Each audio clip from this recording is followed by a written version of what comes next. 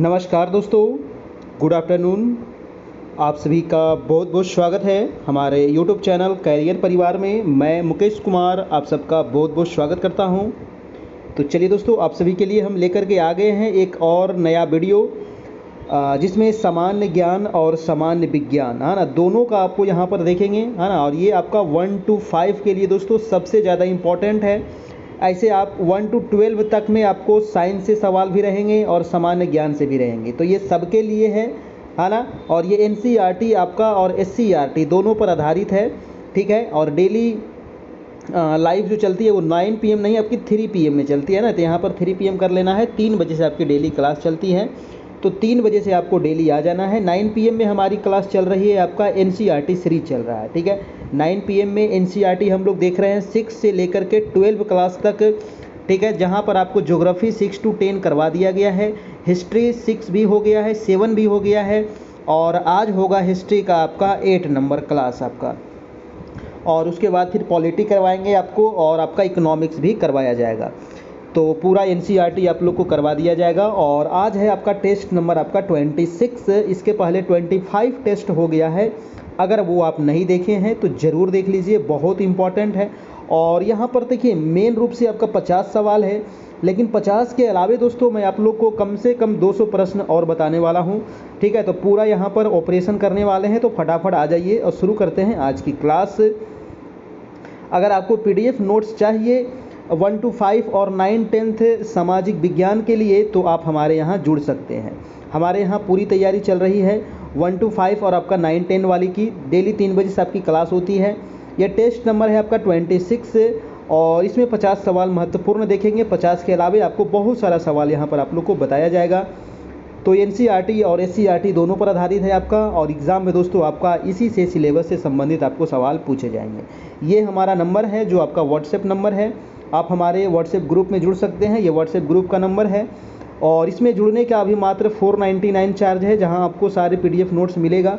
जितना भी टेस्ट हुआ है, चाहे वो हिंदी हो, सामान्य अध्ययन हो, विज्ञान हो, आपका NCERT हो, सारा चीज़ आपको वहाँ पर मिल जाएगा। और आपको ज़्यादा कुछ करने की ज़रूरत नहीं है। तो ये नंबर आपको दिख रहा है ना, फ़ोन पे, गूगल पे, पेटीएम नंबर यही है। और यही नंबर हमारा WhatsApp भी है, जहाँ आपको 499 पे करके हमारे WhatsApp पर आप भेज दीजिएगा। वहाँ आपको ग्रुप में जोड़ दिया जाएगा और सारे मटेरियल आपको प्रोवाइड करा दिए जाएंगे, ठीक है। कोई मंथली चार्ज नहीं है, आपको सिर्फ एक ही बार पे करना है, और उसके बाद आपको पूरे एग्ज़ाम तक आपकी क्लास चलेगी, है ना। कोई अलग से चार्ज आपको नहीं लगेगा। तो चलिए देखते हैं आज का पहला सवाल।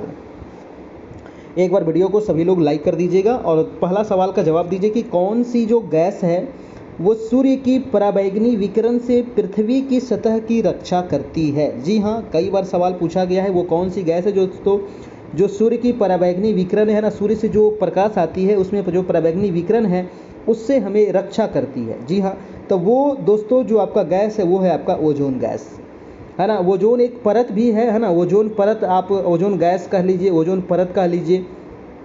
ये जो ओजोन परत है ये किस मंडल में है, कई बार पूछा गया है। तो ये है आपका समताप मंडल में, ठीक है।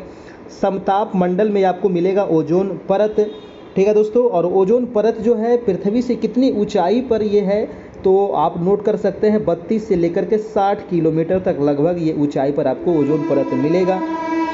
ओजोन परत की सुरक्षा के लिए एक समझौता हुआ था, ये भी आपको याद रखना है ना। ओजोन परत की सुरक्षा के लिए एक 1987 ईस्वी में आपका समझौता हुआ था, जिसको कहते हैं मॉन्ट्रियल प्रोटोकॉल, है ना। मॉन्ट्रियल प्रोटोकॉल जो है ये बहुत इम्पॉर्टेंट है। मॉन्ट्रियल प्रोटोकॉल ये सुरक्षा हुआ था दोस्तों आपका ओजोन परत को लेकर के। ओजोन परत दिवस कब मनाते हैं, तो ओजोन परत दिवस मनाते हैं आपको 16 सितंबर को, ठीक है। 16 सितंबर को मनाया जाता है ओजोन परत दिवस। मॉन्ट्रियल प्रोटोकॉल कब हुआ था, तो 1987 ईस्वी में हुआ था। ओजोन परत को सबसे ज़्यादा जो क्षति पहुंचाने वाली गैस है वो कौन सी है, तो CFC है। तो इतने सारे सवाल मैं इससे संबंधित आप लोग को बता दिया। अब चलते हैं हम दूसरा सवाल, ठीक है। तो एक सवाल से मैं यहाँ पर लगभग आप लोग को 7-8 सवाल आप लोग को बता दिए, और सभी सवाल पूछा जाता है, ऐसा नहीं कि वो फालतू का सवाल था, वो भी सवाल कहीं ना कहीं आप लोग को पूछा गया है। दूसरा प्रश्न है कि गैल्वनीकरण की प्रक्रिया में लोहे पर क्या जमा किया जाता है ना, लोहे के ऊपर लेप लगाया जाता है दोस्तों, है ना, गैल्वेनीकरण की प्रक्रिया में, और लोहे के ऊपर जो लेप लगाया जाता है वो जस्ते की लेप लगती है। आपका ऑप्शन नंबर आपका सेकेंड का आंसर नंबर हो जाएगा सी नंबर। यानी और ये लगाया जाता है जंग जो लग जाता है ना लोहे का, अगर आप खुली हवा में छोड़ दीजिएगा तो उसमें क्या लग जाता है, धीरे धीरे करके जंग लग जाता है, तो इसीलिए उसमें इससे पेंट करते हैं आपको, ठीक है, उसके ऊपर लेप लगाया जाता है। तो आंसर हो जाएगा आपका सी नंबर। चलिए अगला प्रश्न देखते हैं। प्रश्न नंबर है आपका 3 नंबर प्रश्न है कि सितारों की जगमगाहट का कारण क्या है ना। सितारा का मतलब हुआ तारा, है ना, सितारा का मतलब होगी आपका तारे। तो तारे को अगर आप आसमान में देखते हैं तो वो क्या करते रहता है, टिमटिमाते रहता है ना, जगमगाहट होते रहती है। तो वो कारण क्या है, तो इसका कारण है दोस्तों आपका प्रकाश का अपवर्तन, है ना, प्रकाश का अपवर्तन हो जाएगा, यानी कि वायुमंडलीय अपवर्तन। इसका राइट आंसर हो जाएगा आपका ऑप्शन नंबर ए हो जाएगा। आप लोग अपना अपना कमेंट जरूर करते चलिएगा, है ना, कमेंट करने से आप लोग को याद हो जाएगा, ठीक है। अपवर्तन के कारण और क्या होता है, तो सूर्योदय के पहले और सूर्यास्त के बाद सूर्य दिखाई देता है, ये भी आप याद रखना है, ठीक है। तो ये टमटमाहट जो होता है जो सितारों का दोस्तों, ये आपका अपवर्तन की वजह से होता है। अगला प्रश्न है आपका, प्रश्न नंबर है 4 नंबर। और अभी देखिए हम सामान्य अध्ययन के भी अधिकतर सवाल यहाँ पर अभी देखेंगे, लगभग 35 से 40 सवाल यहाँ पर सामान्य अध्ययन नहीं, सामान्य विज्ञान के देखने वाले हैं ना। 35 से 40 सवाल सामान्य विज्ञान के देखेंगे और कुछ लास्ट में हम सामान्य अध्ययन के भी सवाल देखने वाले हैं, जहाँ आपको हिस्ट्री से, ज्योग्राफी से, पॉलिटी से भी कुछ सवाल देखने को मिलेगा। तो अभी लगभग आपको साइंस के ही सवाल मिलने वाला है ना। तो ये दोनों से आपका है, दोनों चीज़ आपका यहाँ से तैयारी हो जाएगा। प्रश्न है कि बायोगैस संयंत्र के किस हिस्से में ऑक्सीजन की अनुपस्थिति में प्रतिक्रियाएं होती हैं। बताइए दोस्तों, बायोगैस संयंत्र के किस हिस्से में ऑक्सीजन की अनुपस्थिति में प्रतिक्रियाएं होती है। तो 4 का आंसर हो जाएगा आपका पाचक कक्ष, है ना। आंसर क्या हो जाएगा, पाचक कक्ष के हिस्से में, यानी कि बायोगैस संयंत्र के पाचक कक्ष के हिस्से में ऑक्सीजन की अनुपस्थिति में प्रतिक्रियाएं होती है। राइट आंसर हो जाएगा आपका ऑप्शन नंबर सी हो जाएगा, ठीक है। चलिए देखिए, बायोगैस यानी कि गोबर गैस संयंत्र में जो शेष रहे पदार्थ है उसका उपयोग हम किस लिए करते हैं, तो कार्बनिक खाद के रूप में भी उसका उपयोग किया जाता है। और एक चीज़ यहाँ पर पूछा जाता है, जैसे कि धान का जो खेत होता है ना, धान का जो खेत होता है उसमें से कौन सी गैस निकलती है, तो वहाँ से मीथेन गैस निकलता है ना, धान की खेत से मीथेन गैस निकलता है, पूछा जाता है। और मीथेन गैस को मार्स गैस भी कहते हैं, याद रखिएगा, मीथेन गैस को मार्स गैस भी कहा जाता है, मीथेन गैस को ही। मीथेन गैस का अणुसूत्र कितना होता है दोस्तों, तो CH4 होता है, ये भी आपको ध्यान रखना है, मीथेन गैस का अणुसूत्र, ठीक है। प्रोड्यूसर गैस में 70% नाइट्रोजन होता है, ध्यान रखिएगा। अगला प्रश्न है दोस्तों आपका प्रश्न नंबर 5 नंबर सवाल कह रहा है कि एक बाह्य प्रतिरोध R को एक सेल से जोड़ा गया है जिसका आंतरिक प्रतिरोध छोटा वाला r है।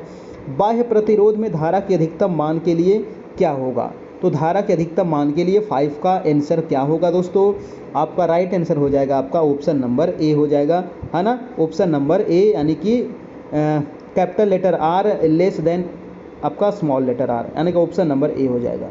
अगला प्रश्न है आपका 6 नंबर, हमारे पाचन तंत्र के किस भाग में वसा का पाचन होता है। ये सवाल बहुत इंपॉर्टेंट है, हमारे पाचन तंत्र में किस भाग में वसा का पाचन होता है, छोटी आंत, अग्नाशय में, या बड़ी आंत में, या पेट में।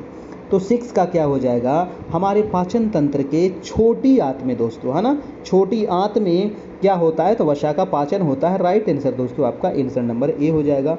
और पचे हुए जो भोजन है उसका भी अवशोषण होता है छोटी आंत में भी, ये भी पूछा जाता है ना। और छोटी आंत में ही पाचन की पूरी प्रक्रिया जो होती है वो पूर्ण होती है ना। चलिए हम चलते हैं अगला सवाल नंबर है आपका 6 नंबर। 6 नंबर प्रश्न कह रहा है कि इनमें से कौन सी एक कृत्रिम पारिस्थितिकी तंत्र नहीं है ना, कृत्रिम पारिस्थितिकी तंत्र नहीं है। तो मछली घर, फसल क्षेत्र, बगीचा, कृत्रिम पूछ रहा है दोस्तों, है ना, कृत्रिम मतलब जिसको मानव ने बनाया है, प्राकृतिक तंत्र नहीं है। तो मछली घर जो है ये कृत्रिम है, पारिस्थितिकी तंत्र। फसल जो क्षेत्र है ये भी कृत्रिम है, और बगीचा जो है ये भी कृत्रिम है। लेकिन जो जंगल है ये कृत्रिम नहीं है। और ये पारिस्थितिकी तंत्र, ये नहीं वाला आपसे पूछ रहा था, तो ऑप्शन नंबर आपका 7 का क्या हो जाएगा, ए नंबर आपका बिल्कुल सही हो जाएगा। ठीक है। पारिस्थितिकी शब्द का सबसे पहले प्रयोग किसने किया था, ये सवाल कई बार पूछा गया है कि पारिस्थितिकी शब्द का प्रयोग सर्वप्रथम किया गया था दोस्तों। तो आप यहाँ से नोट करिएगा कि पारिस्थितिकी शब्द का जो सबसे पहले प्रयोग किया गया था वो किया गया था अर्नेस्ट हैकल के द्वारा, है ना। किसके द्वारा, अर्नेस्ट हैकल के द्वारा किया गया था। कब किया गया था अर्नेस्ट हैकल के द्वारा, तो 1869 ईस्वी में किया गया था। ठीक है। चलिए, तो परिस्थितिकी शब्द का प्रयोग किया गया था सबसे पहले किसके द्वारा, है ना। परिस्थितिकी तंत्र नहीं, सिर्फ परिस्थितिकी अगर पूछे तब होगा अर्नेस्ट हैकल, और परिस्थितिकी तंत्र अगर पूछ दिया जाए तो एजी टांसले, है ना। परिस्थितिकी तंत्र अगर पूछे तो एजी टांसले ने सबसे पहले प्रयोग किया था आपका। ठीक है। एजी टांसले के द्वारा सबसे पहले प्रयोग हुआ था 1932 ईस्वी में, है ना। तो परिस्थितिकी और परिस्थितिकी तंत्र में अंतर ध्यान रखना है। अगला प्रश्न है दोस्तों आपका 8 नंबर, जायद मौसम के दौरान किस फसल का उत्पादन होता है ना। अभी देखिए जो मौसम है ना, ये जायद फसल का ही मौसम अभी है आपका। अप्रैल मई में जायद की फसलें बोई जाती है और जून जुलाई में इसको काट लिया जाता है ना। इसमें आपका कौन कौन आता है दोस्तों, तो किस फसल का उत्पादन होता है जायद में, तरबूज है, गेहूं है, मक्का है, बाजरा है। तो गेहूं तो आपका रबी हो जाएगा, है ना। मक्का भी नहीं होगा, बाजरा भी नहीं होगा, तरबूज हो जाएगा आपका जायद की फसलें। Right answer option number A हो जाएगा। अगला प्रश्न है आपका 9 नंबर। 9 नंबर है कि निम्न में से कौन सा प्रकाश के प्रकीर्णन का उदाहरण नहीं है ना। प्रकाश के प्रकीर्णन का उदाहरण नहीं है, तो प्रकाश के प्रकीर्णन का उदाहरण यहाँ पर कौन सा नहीं है, याद रखिएगा। तो प्रकाश का प्रकीर्णन का उदाहरण कौन सा नहीं है, आकाश का नीला रंग, ये तो प्रकीर्णन से होता है। सूर्योदय और सूर्यास्त के समय सूर्य का लाल होना, ये भी होता है। गहरे समुद्र में जल का रंग नहीं पूछ रहा है ना, तो तारों का टिमटिमाना, है ना। ये हो जाएगा आपका ऑप्शन नंबर डी 9 का, है ना। 9 का आंसर नंबर क्या हो जाएगा, डी नंबर। तारों का टिमटिमाना जो होता है ये प्रकाश के प्रकीर्णन का उदाहरण नहीं है। तारों का टिमटिमाना जो है प्रकाश के अपवर्तन का कारण है ना। ये किसका कारण है, प्रकाश के अपवर्तन का कारण है टिमटिमाना वाला काम। चलिए अगला प्रश्न देखते हैं। देखिए एक सवाल यहाँ से और पूछा जाता है कि सूर्य के प्रकाश से प्राप्त रंगों में बैगनी रंग का विक्षेपण जो होता है सबसे अधिक होता है और लाल का सबसे कम होता है ना। जो सूर्य के प्रकाश से प्राप्त जो रंग है उसमें बैगनी रंग का विक्षेपण सबसे अधिक और लाल का सबसे कम होता है। नेक्स्ट प्रश्न है दोस्तों आपका 10 नंबर, निम्नलिखित में से किस में 4 कछुए हृदय, कछुए नहीं कछिए हृदय पाया जाता है, कछुए नहीं भाई साहब, है ना। 4 कछिए हृदय किस में पाया जाता है, मेढक में, मगरमच्छ में, मछली में या गिरगिट में, है ना। तो 4 जो कछिए हृदय, कछिए ऐसे लिखिएगा, है ना। कछिए हृदय जो पाया जाता है वो पाया जाता है दोस्तों मगरमच्छ में, है ना। ऑप्शन के अनुसार आपका मगरमच्छ हो जाएगा। मगरमच्छ जो है एक सरीसृप वर्ग का प्राणी है ना। मगरमच्छ जो है एक सरीसृप, है ना, सरीसृप वर्ग का प्राणी है मगरमच्छ, याद रखिएगा। और मेढक जो है वो एम्फीबिया वर्ग का, है ना। मेढक जो है ज़मीन पर भी पानी पर भी एम्फीबिया वर्ग का हो जाएगा। मेढक का जो हृदय होता है दोस्तों वो तीन मतलब कछिए होता है आपका, ठीक है। और मछली का 2 कछिए होता है, याद रखिएगा। अगला प्रश्न है दोस्तों आपका 11 नंबर। 11 नंबर बहुत ही इंपॉर्टेंट सवाल है कि विटामिन के का रासायनिक नाम क्या है जी, बताइए। विटामिन के, है ना। विटामिन के की कमी से क्या होता है, विटामिन के की कमी से अगर आपके शरीर में कहीं कट जाता है तो वहाँ पर खून निकलते रह जाएगा, है ना। तो ये याद रखिएगा विटामिन के का रासायनिक नाम क्या होता है, तो फाइलोक्विनोन होता है। आपका राइट आंसर हो जाएगा, आपका आंसर नंबर ए हो जाएगा phylloquinone. Ascorbic acid vitamin C हो जाएगा आपका। टोकोफेरॉल आपका विटामिन ई हो जाएगा, है ना, याद रखिएगा। अगला प्रश्न है आपका 12 नंबर। 12 नंबर सवाल है कि नीचे दिए गए जानवरों पर विचार करना है आपका। नीचे जानवर दिया गया, कौन कौन से जानवर हैं, सांप है, छिपकली है, मेढक है, घड़ियाल है ना। तो ये जो आपके जानवर है दोस्तों, तो निम्नलिखित में से वह विशेषता चुनिए जो इन सभी जानवरों में पाई जाती है ना। जैसे कि सांप में क्या पाया जाता है, छिपकली में क्या पाया जाता है, मेढक में क्या पाया जाता है, घड़ियाल में क्या पाया जाता है, वो कौन सी विशेषता है जो इन सभी जानवरों में पाया जाता है, बताइए, है ना। वो कौन सी विशेषता है जो सभी जानवरों में पाया जाता है, तो आंसर क्या होगा आपका, आंसर नंबर हो जाएगा कि ये सभी जो हैं सांप भी अंडे देते हैं, छिपकली भी अंडा, मेढक भी अंडा, घड़ियाल भी अंडा। यानी कि ये सभी क्या देता है, तो अंडा देता है। ऑप्शन नंबर आपका बी हो जाएगा, है ना। सांप जो है वो सरीसृप वर्ग का प्राणी है ना, और यह जल थल दोनों जगहों पर पाया जाता है। सांप के पैर नहीं होते हैं, याद रखिएगा, ठीक है। छिपकली जो है वो भी सरीसृप वर्ग का प्राणी है ना। मेढक जो है वो उभयचर वर्ग का जंतु है, जो पानी और जमीन दोनों पर रहता है आपका, ठीक है। चलिए, मगरमच्छ जो होता है स्तनधारी और सरीसृप जो होता है वो दोनों ही श्रेणी में रखे जाते हैं मगरमच्छ को, और पानी और धरती दोनों पर रहता है आपका मगरमच्छ भी आपका। नेक्स्ट प्रश्न है दोस्तों आपका 13 नंबर सवाल है कि नीचे दिए गए जीव क्रमशः जंतुओं के किस वर्ग के, है ना, जैसे कि छिपकली, चमगादड़, कलचीड़ी या बिच्छू। तो ये किस वर्ग में आते हैं ये आपको पूछ रहा है। जैसे छिपकली जो आता है दोस्तों, ये आता है आपका सरीसृप वर्ग में, है ना। छिपकली किस में हो जाएगा, सरीसृप वर्ग में।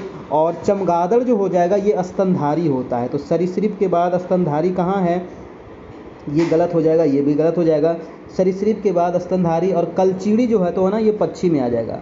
तो कलचीड़ी जो है पक्षी है, ये सरीसृप हो जाएगा, स्तनधारी सरीसृप हो जाएगा, स्तनधारी हो जाएगा, पक्षी हो जाएगा। और बिच्छू जो हो जाएगा ये कीट हो जाएगा। यानी कि ऑप्शन नंबर आपका 13 का डी नंबर आपका बिल्कुल सही है ना। 13 का डी नंबर आपका बिल्कुल सही हो जाएगा। याद रखिएगा, छिपकली जो है ये सरीसृप वर्ग में है, चमगादड़ स्तनधारी वर्ग में, कलचीड़ी हो जाएगा पक्षी वर्ग में, और बिच्छू हो जाएगा आपका कीट वर्ग में। ये सजाने के लिए आपको देगा आपको। अगला प्रश्न है आपका 14 नंबर है कि निम्नलिखित में से कौन से विलयन में विद्युत का चालन नहीं होता है। दोस्तों, विद्युत का चालन किस में नहीं होता है, अल्कोहल और ग्लूकोज। तो राइट आंसर हो जाएगा आपका बिल्कुल सही, ऑप्शन नंबर ए, यानी कि अल्कोहल और ग्लूकोज जो है इसमें विद्युत का चालन नहीं होता है। अल्कोहल और जो ग्लूकोज है ये कार्बनिक यौगिक है, और कार्बनिक यौगिक विद्युत का कुचालक होता है। तो आंसर हो जाएगा आपका ऑप्शन नंबर ए हो जाएगा आपका, ठीक है। चलिए जी, और वीडियो को एक लाइक कर देना है दोस्तों सभी लोगों को, है ना। जितने लोग लाइव हैं प्लीज़ एक बार सभी लोग लाइक कर दीजिए, और चैनल पर नए हैं तो सब्सक्राइब भी कर लेना है आपको। अगला प्रश्न है कि दाद किस प्रकार की बीमारी है ना। दाद हो जाता है ना किसी लोगों को, तो जैसे किसी को इंग्लिश में क्या कहते हैं, रिंग वर्म, है ना। दाद को क्या कहते हैं, रिंग वर्म कहा जाता है। तो दाद जो होता है दोस्तों, ये जो बीमारी है ना, ये किसके वजह से होता है, तो ये हो जाता है आपका कवक के वजह से, है ना। दाद किससे होता है, कवक से होता है ना। और भी देखिए कवक से संबंधित और भी बीमारी है, जैसे कि एथलीट फूट, है ना। एथलीट फूट जो बीमारी है ये भी कवक से होता है। खाज हो गया आपका, दाद हो गया, तो ये सभी जो है ये कवक से होता है, आपका याद रखना है, ठीक है। प्रोटोजोआ से कौन कौन बीमारी होती है ना। प्रोटोजोआ, है ना, एग्जाम में पूछा जाता है ना, कि प्रोटोजोआ से तो प्रोटोजोआ जनित जो बीमारी है दोस्तों आप नोट कर लीजिएगा, जैसे कि मलेरिया, है ना। तो मलेरिया आपका प्रोटोजोआ से हो रहा है। उसके अलावा हो जाएगा कालाजार, है ना। तो कालाजार जो बुखार लगता है ये भी प्रोटोजोआ से हो रहा है आपका, ठीक है। पायरिया, है ना, तो जो पायरिया होता है मसूड़ों में ये भी होता है प्रोटोजोआ से। सोने की बीमारी, बहुत सारे लोग जो होते हैं दिन रात सोते रहते हैं, तो वो बीमारी जो है दोस्तों वो भी प्रोटोजोआ के वजह से ही है ना। तो सोने की बीमारी भी हो जाएगा आपका प्रोटोजोआ। तो ये आप यहाँ से नोट कर लीजिएगा।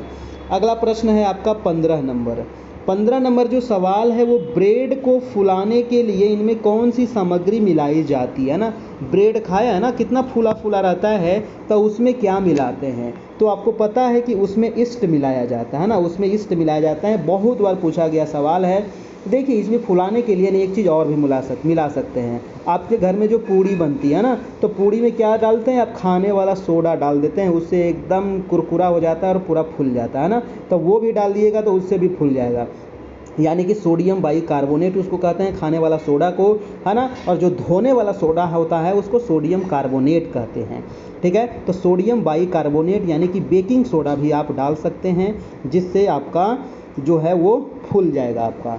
चलिए, तो अगला प्रश्न है आपका, प्रश्न नंबर है 17 नंबर। 17 नंबर सवाल है कि एक मुक्त रूप से लटका हुआ चुंबक हमेशा किस दिशा में संरेखित होता है दोस्तों। तो एक लटका हुआ जो चुंबक है ये हमेशा किस दिशा में संरेखित होता है, पूर्व पश्चिम, उत्तर पूर्व, दक्षिण पश्चिम या उत्तर दक्षिण। तो आंसर क्या होगा, है ना। तो ये हमेशा दोस्तों बहुत बार पूछा गया सवाल है।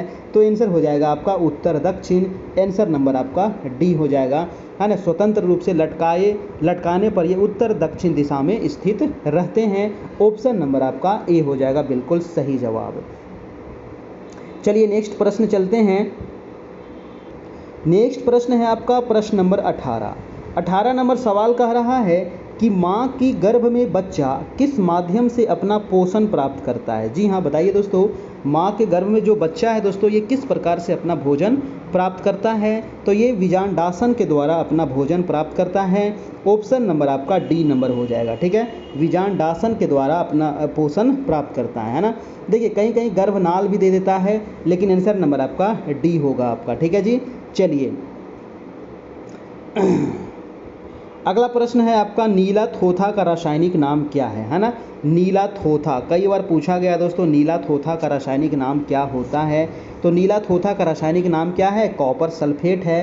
राइट आंसर आपका आंसर नंबर ए हो जाएगा। नीला थोथा का रासायनिक नाम जो है वो कॉपर सल्फेट है। और इसका रासायनिक सूत्र क्या होगा, है ना। सूत्र आप एक बार बता दीजिएगा। तो CuSO4 × 5H2O, है ना। CuSO4 × 5H2O इसका रासायनिक सूत्र होता है, याद रखिएगा, ठीक है जी, है ना। CuSO4 × 5H2O नीला थोथा का रासायनिक सूत्र होता है। पोटेशियम नाइट्रेट, है ना, पोटेशियम नाइट्रेट का रासायनिक सूत्र क्या होता है। तो KNO3, ठीक है। पोटेशियम नाइट्रेट का क्या होता है, KNO3 होता है ना। चलिए जी अगला प्रश्न देखते हैं। आपका प्रश्न नंबर है आपका 20 नंबर, ठीक है। 20 नंबर सवाल कह रहा है कि किसी अन्य कमरे में बात कर रहे लोगों की बातें हमें ध्वनि तरंगों के कारण सुनाई देती हैं। जी हाँ, है ना। देखते होंगे ना कि आप दूसरे रूम में हैं और एक दूसरे रूम में कोई बात कर रहा है, फिर भी आपको वो आवाज़ सुनाई दे रही है। तो इसका कारण क्या है। तो इसका कारण है दोस्तों विवर्तन के वजह से, है ना। विवर्तन इसका कारण है। ऑप्शन नंबर आपका बी हो जाएगा, याद रखिएगा, विवर्तन।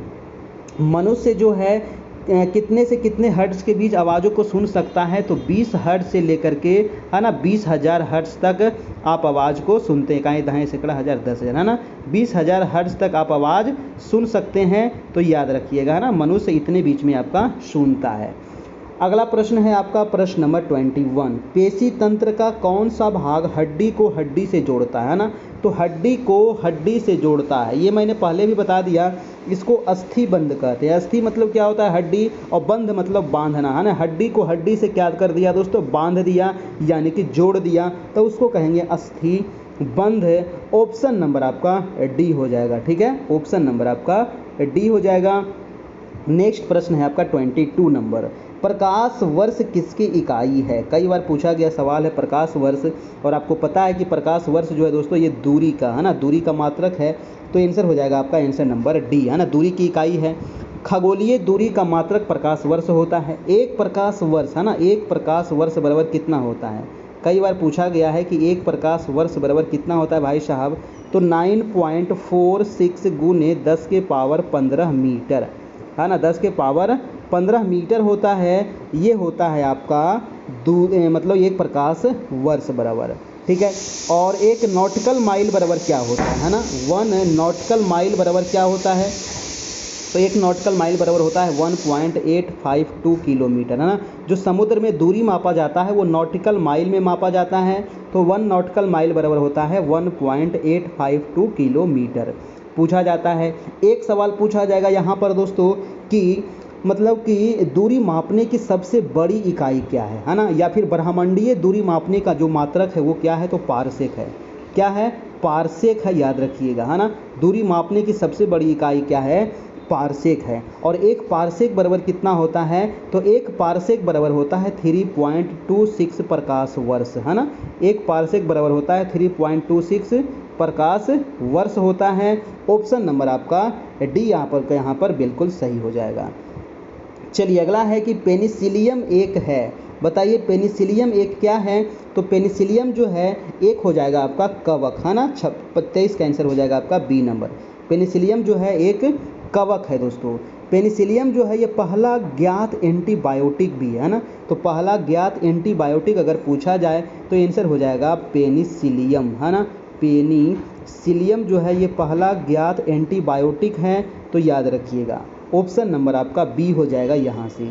अगला प्रश्न है कि प्रकाश संश्लेषण की प्रक्रिया के दौरान कौन सी गैस उत्पन्न होती है। जी हाँ, प्रकाश संश्लेषण के दौरान कौन सी गैस उत्पन्न होती है, तो आपको पता होगा कि वो जो गैस है वो कौन सी गैस है दोस्तों। तो प्रकाश संश्लेषण के दौरान ऑक्सीजन हो जाएगा आपका, ऑप्शन नंबर सी हो जाएगा बिल्कुल सही, ऑक्सीजन आपका। ठीक है, चलिए नेक्स्ट प्रश्न है 25 नंबर। 25 कह रहा है कि कोशिका की ऊर्जा इकाई को क्या कहते हैं। तो कोशिका की ऊर्जा इकाई को क्या कहते हैं, डीएनए, एएमपी, एटीपी या आरएनए। तो कोशिका की ऊर्जा इकाई को एटीपी कहते हैं भाई साहब, एटीपी, यानी कि ऑप्शन नंबर आपका सी हो जाएगा एटीपी।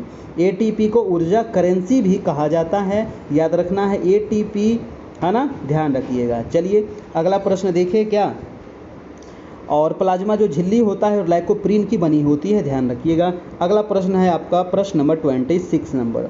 26 है कि वंशागति नियम की खोज किसने किया था ना, वंशागति नियम की खोज किसने किया था, यानी कि आनुवंशिकता का सिद्धांत किसने दिया था, ये कह लीजिए, या वंशागति नियम का खोज तो आपको पता होगा, है ना, मेंडल साहब, है ना, ग्रेगर मेंडल, ऑप्शन नंबर आपका डी। और इन्होंने किस चीज़ पर प्रयोग किया था, तो मटर पर किया था, है ना, किस पर किया था, तो मटर पर किया था, ये भी क्वेश्चन पूछा गया है। अगला प्रश्न है दोस्तों आपका प्रश्न नंबर 27 नंबर। प्रश्न है कि किस गैस को हंसाने वाली गैस कहते हैं। तो हंसाने वाली गैस अगर आपके पास छोड़ दिया जाए तब हा हा हा हा आप हंसते रह जाइएगा, उसको कहते हैं नाइट्रस ऑक्साइड, यानी कि N2O, है ना, नाइट्रस ऑक्साइड यानी कि N2O जो है ये आपका हंसाने वाली गैस है ना। चलिए जी, तो मीथेन गैस तो मार्स गैस हो गया आपका, ये तो आपको बता दिया गया था। धान का खेत से आपका मीथेन गैस निकलता है, जानवर जो जुगाली करता है उससे भी मीथेन गैस निकलता है, ये भी याद रखिएगा, है ना। और आपका मीथेन गैस खाद्यान्न से हो गया, सड़ी हुई जो मछली होती है वहाँ से मीथेन गैस निकलता है ना। तो ये सारे मीथेन वाले आप ध्यान रखना है। अगला प्रश्न चलते हैं प्रश्न नंबर, और बायोगैस में जो मुख्य गैस होता है वो मीथेन ही होता है 75%।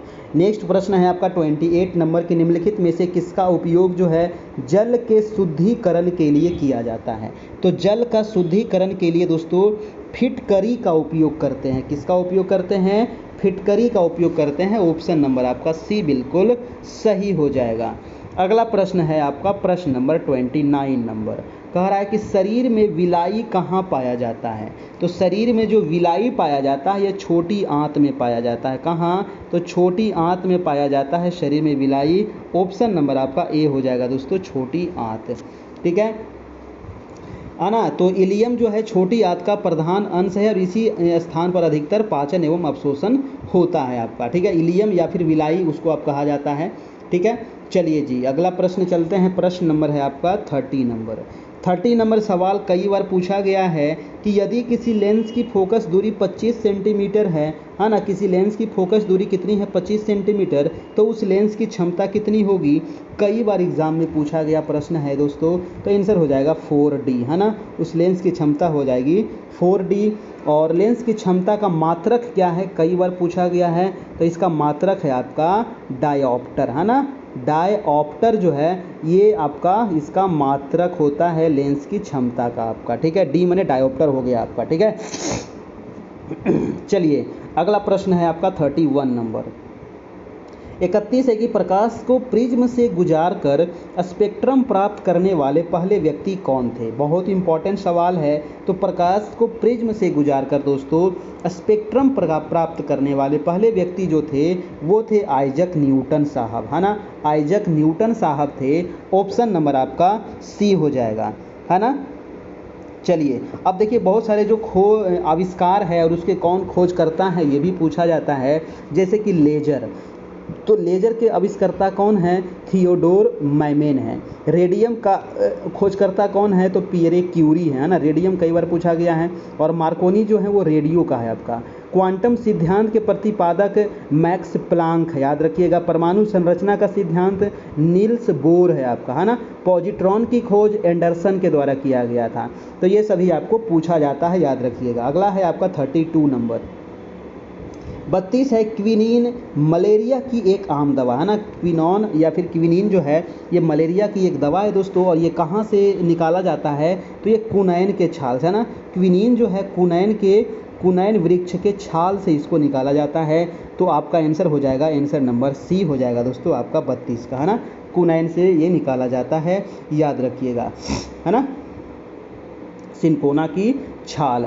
अगला प्रश्न है दोस्तों आपका, आँख में मौजूद खाली स्थान भरना है यहाँ पर। अंडाकार स्थान सर्वोत्तम दृष्टि क्षेत्र होता है।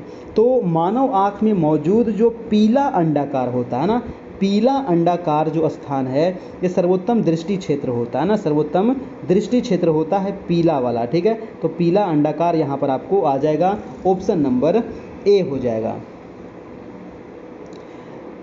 चलिए भाई साहब अगला प्रश्न देख लेते हैं। अगला प्रश्न है आपका प्रश्न नंबर 34 नंबर। कह रहा है कि उर्वरकों के पैक पर मुद्रित अक्षर NPK, है ना। NPK आप देखे होंगे दोस्तों, उर्वरक जो आप खाद खरीदते होंगे किसान भाई लोग, है ना, तो उसके ऊपर लिखा रहता है NPK, है ना। तो NPK का मतलब क्या हुआ? N से नाइट्रोजन, P से फास्फोरस और K से पोटासियम, है ना। तो N से नाइट्रोजन और P से फास्फोरस और K से पोटेशियम। तो ऑप्शन नंबर आपका बी हो जाएगा बिल्कुल सही। NPK का ये मतलब पूछा जाता है, आप याद रखिएगा। अगला प्रश्न हम चलते हैं। प्रश्न नंबर है दोस्तों 35 नंबर। प्रश्न है कि उन पशुओं को क्या कहा जाता है जो पौधों और पशु दोनों खाते हैं? तो पौधा और पशु दोनों खाने वाले को सर्वाहारी कहेंगे, है कि नहीं। जो सब चीज़ नॉनवेज और वेज दोनों चीज़ खा रहा है ना, तो सर्वाहारी हो जाएगा आपका, है ना। तो ये पौधे भी खा रहे हैं और पशु को भी खा रहे हैं, ठीक है। भालू कैसा जानवर है दोस्तों, है ना। तो भालू जो है ना ये आपको पशु को भी खा जाता है और पौधा भी खाता है, तो ये सर्वाहारी में आ जाएगा, याद रखिएगा दोस्तों, है ना।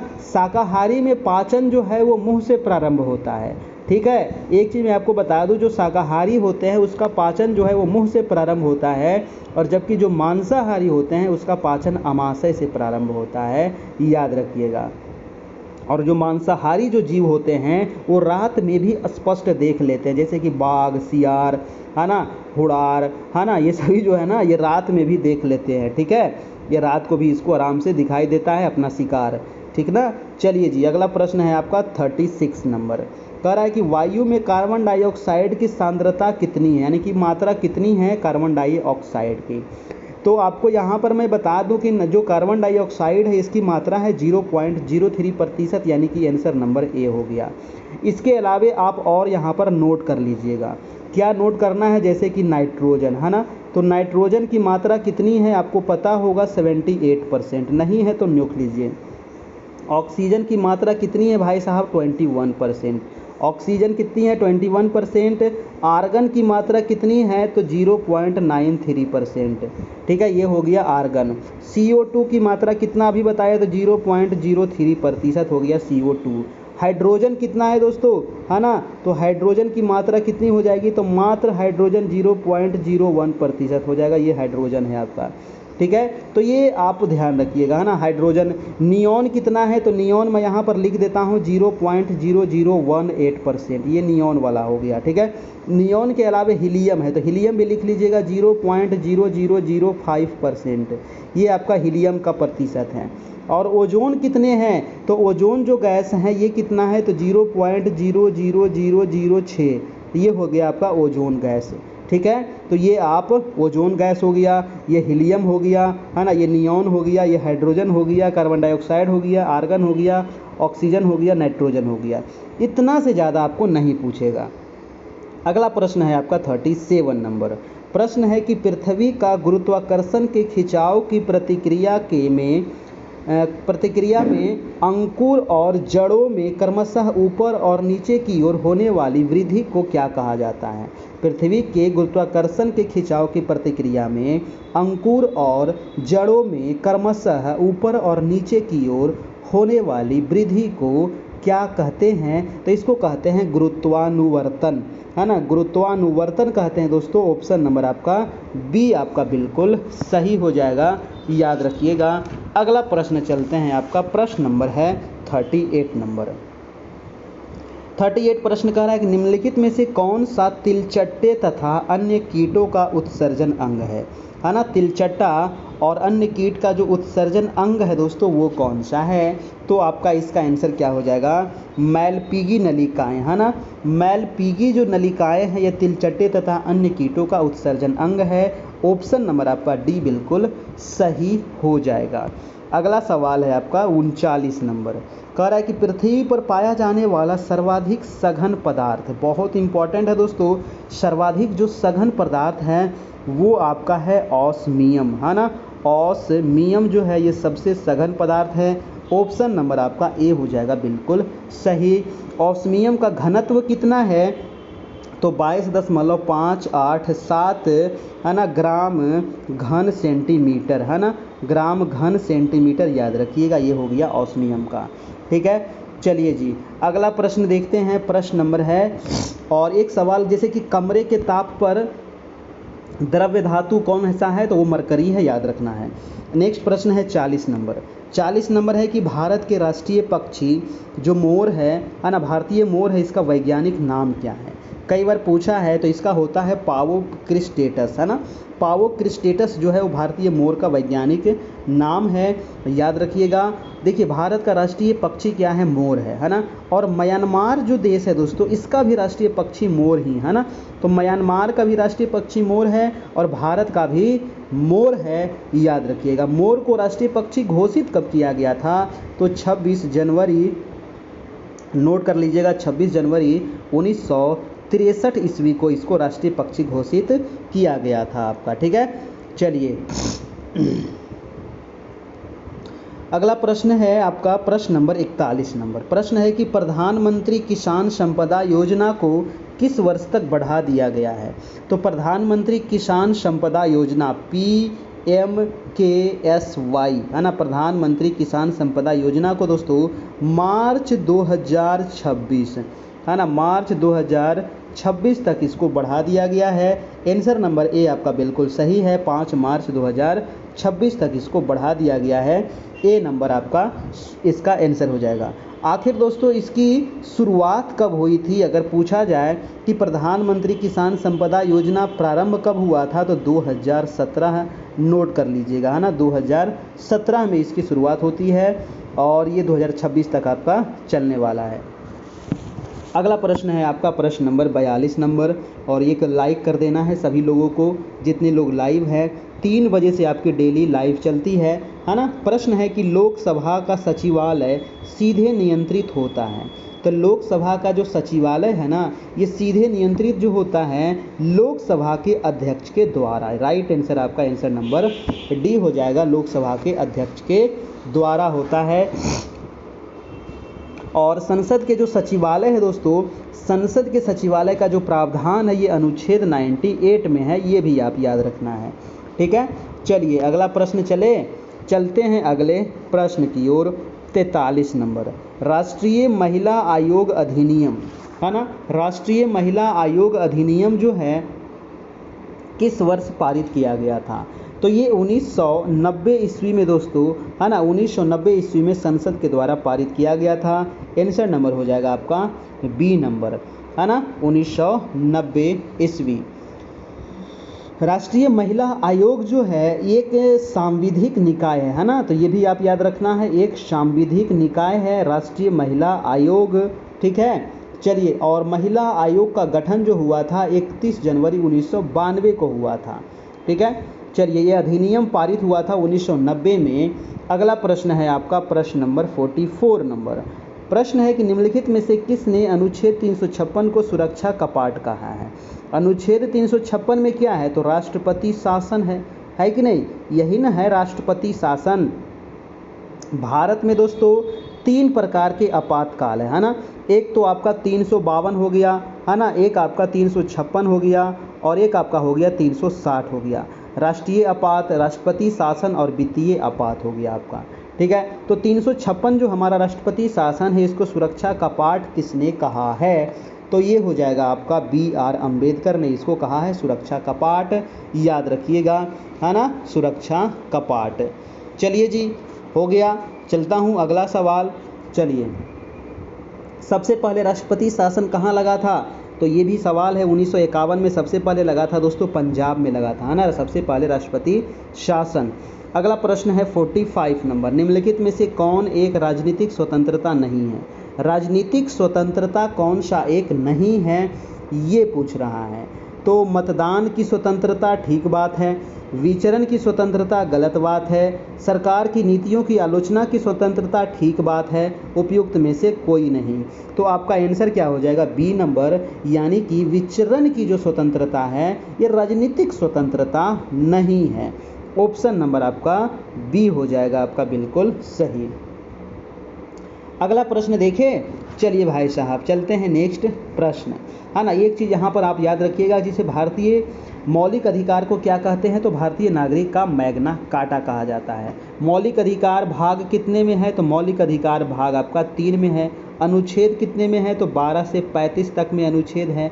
कहाँ से लिया गया था तो मौलिक अधिकार को? तो USA से लिया गया था, याद रखना है। अगला प्रश्न है 46 नंबर। प्रश्न है कि आधुनिक दल व्यवस्था का उद्भव सर्वप्रथम कहाँ हुआ? तो आधुनिक जो दल व्यवस्था है ना, आधुनिक दल व्यवस्था का जो उद्भव हुआ वो सबसे पहले दोस्तों इंग्लैंड में हुआ था। कहाँ हुआ था? सबसे पहले इंग्लैंड में हुआ था। तो आपका आंसर क्या हो जाएगा? ऑप्शन नंबर आपका सी नंबर हो जाएगा, इंग्लैंड में।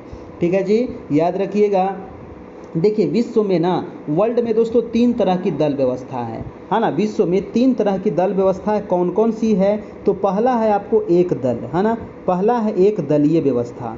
दूसरा है आपका दोस्तों 2 दल व्यवस्था, है ना, दूसरा जो है वो 2 दल व्यवस्था है। और तीसरा जो है वो बहुदल व्यवस्था है ना, बहुदल वाला व्यवस्था है। भारत में कैसी व्यवस्था है? अमेरिका में कैसी है? तो अमेरिका और ब्रिटेन जो है दोस्तों, वहाँ पर 2 दलीय है ना, वहाँ पर 2 ही दल है। जैसे कि वहाँ पर अमेरिका में 2 दलीय व्यवस्था है। कौन कौन सी है जी? तो डेमोक्रेटिक एवं रिपब्लिक पार्टी, है ना। अमेरिका में जो है वो 2 दलीय हो जाएगा। अमेरिका, USA अमेरिका और ब्रिटेन में आपका 2 दलीय कौन कौन से हैं? तो डेमोक्रेटिक और रिपब्लिक पार्टी। ब्रिटेन में कौन कौन से हैं? तो ब्रिटेन भी आपका 2 दलीय है ना। तो ब्रिटेन में कौन कौन से? एक तो कंजर्वेटिव है, एक लेबर पार्टी है आपका। ठीक है।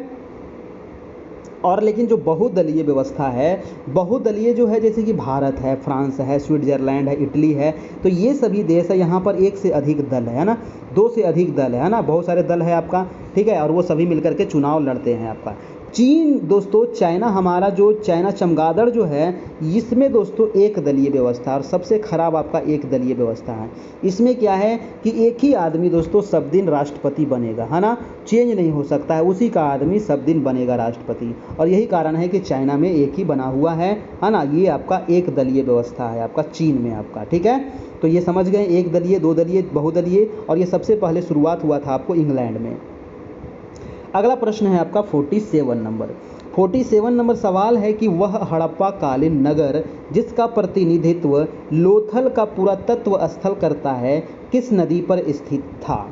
देखिए, लोथल का पुरातत्व स्थल ये जो है दोस्तों, ये किस नदी पर है दोस्तों? तो ये भोगवा नदी हो जाएगा, है ना।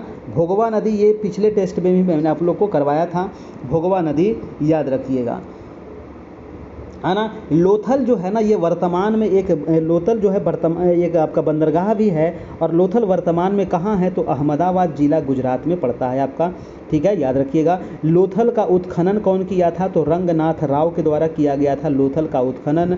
हड़प्पा सभ्यता कैसी सभ्यता थी? तो एक नगरीय सभ्यता थी, है ना, याद रखिएगा। लोथल हड़प्पा का एक बंदरगाह नगर था, ये भी आप ध्यान रखना है। ठीक है, और लोथल से देखिए एक क्वेश्चन और आप ध्यान रखिएगा। लोथल जो है ना, बहुत इंपॉर्टेंट है कि लोथल को भारत सरकार ने दोस्तों देश का पहला राष्ट्रीय समुद्री विरासत परिसर घोषित किया है ना। पहला राष्ट्रीय समुद्री विरासत परिसर घोषित किया है किसको? तो ये है आपका लोथल को ही, याद रखना है।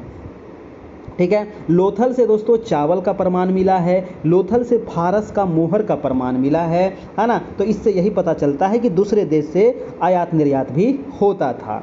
अगला है आपका 48 नंबर प्रश्न, निम्नलिखित में से कौन एक कैबिनेट मिशन का सदस्य नहीं था, है ना। कैबिनेट मिशन का सदस्य कौन नहीं था। देखिए कैबिनेट मिशन जो आता है भारत में वो मार्च 1946 में आया था। कब आया था? मार्च 1946 में कैबिनेट मिशन भारत आता है ना। कैबिनेट मिशन के जो अध्यक्ष थे वो पैंथिक लॉरेंस थे आपके, ठीक है। पैंथिक लॉरेंस इसके अध्यक्ष थे। 3 सदस्य इसमें होते हैं, याद रखिएगा, है ना। इसमें जॉन साइमन थे, ये नहीं थे, है ना। कौन सा नहीं था नहीं पूछ रहा था, जॉन साइमन इसमें नहीं था, पैंथिक लॉरेंस थे जो इसके अध्यक्ष थे, है ना। तो पैंथिक लॉरेंस कैबिनेट मिशन के अध्यक्ष थे, याद रखिएगा। स्टैफोर्ड क्रिप्स भी थे और एवी अलेक्जेंडर थे आपका, इसमें 3 सदस्य थे, है ना। ध्यान रखिएगा दोस्तों। और चलिए आगे बताते हैं आपको। अध्यक्ष हो गया आपका पैंथिक लॉरेंस हो गया आपका। और देखिए पैंथिक लॉरेंस जो थे ना वो 1946 में ब्रिटेन के गृह मंत्री थे, ये भी आपको पूछा जाता है। चलिए आगे चलते हैं, अब ठीक ठाक है। अगला प्रश्न है 49 नंबर कि यह कथन किसका है भाई साहब। हम भारत को या तो आज़ाद करेंगे या आज़ादी के कारण प्रयास में दिवंगत होंगे, किससे जुड़ा है। तो ये कथन किससे जुड़ा है? असहयोग आंदोलन, है ना, या सविनय अवज्ञा आंदोलन, व्यक्तिगत सत्याग्रह या भारत छोड़ो आंदोलन। तो 49 का हो जाएगा भारत छोड़ो आंदोलन से ये आपका कथन आपका ये जुड़ा हुआ है कि हम भारत को या तो आज़ाद करेंगे या आज़ादी के कारण क्या करेंगे, आज़ादी के कारण प्रयास में दिवंगत हो जाएंगे, शहीद हो जाएंगे।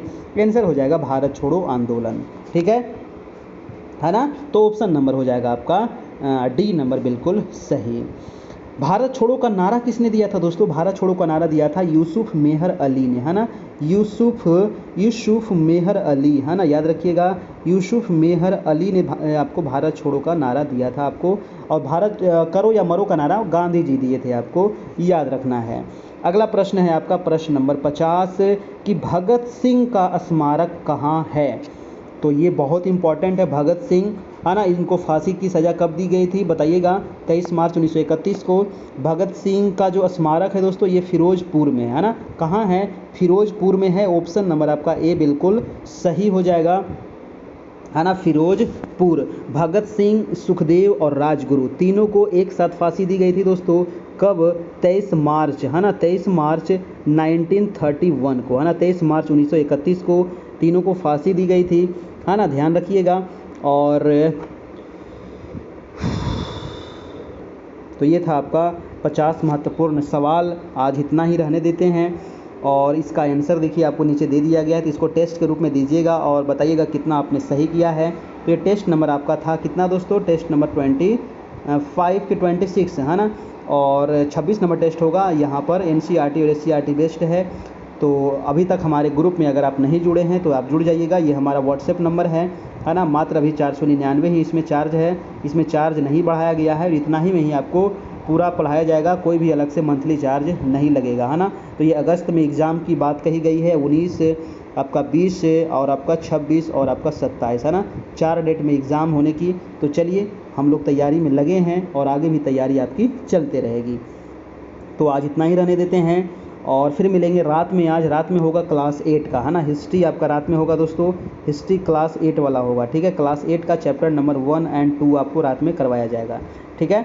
चलिए जी, तो आप लोग पढ़ के आइएगा हिस्ट्री का क्लास 8 का चैप्टर 1 और 2 और रात में उसका क्वेश्चन आंसर करवाने वाले हैं। तो ये वीडियो कैसा लगा दोस्तों, है ना, मेरा प्रयास कैसा लग रहा है आप सभी को बताना है, कमेंट करके बताना है ज़रूर नीचे।